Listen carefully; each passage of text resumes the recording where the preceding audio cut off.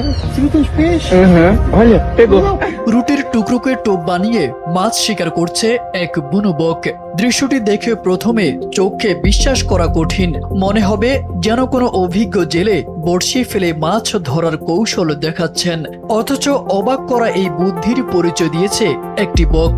সামাজিক মাধ্যমে ভাইরাল হওয়া ভিডিওটি ইতিমধ্যেই মুগ্ধ করেছে অসংখ্য দর্শককে, যেখানে দেখা যায় পুকুর পাড়ে দাঁড়িয়ে থাকা বকটি মুখে করে একটি রুটির টুকরো নিয়ে আসে, এরপর সেটি পানিতে ফেলে অপেক্ষা করতে থাকে। কিছুক্ষণ পর আবার রুটির টুকরোটি তুলে নিয়ে অন্য জায়গায় গিয়ে পানিতে ফেলে, যেন মাছের গতিবিধি বুঝে কৌশল বদলাচ্ছে সে।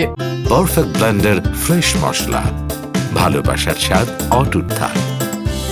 এক পর্যায়ে একটি কাছিম রুটির টুকরো খেতে আসলে মুহূর্তের মধ্যে সেটিকে ধরে ফেলে বকটি। এরপরও থেমে থাকে না, আবার নতুন জায়গায় গিয়ে রুটির টুকরো পানিতে ফেলে ধৈর্য ধরে অপেক্ষা করতে থাকে তার কাঙ্ক্ষিত শিকারের জন্য।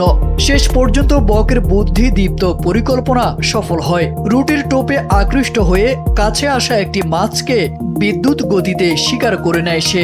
প্রাণী জগতের এই বিস্ময়কর দৃশ্য দেখে অনেকে বলছেন, মানুষের মতো কৌশল প্রয়োগ করে শিকার করার এমন উদাহরণ সত্যি অভাবনীয়।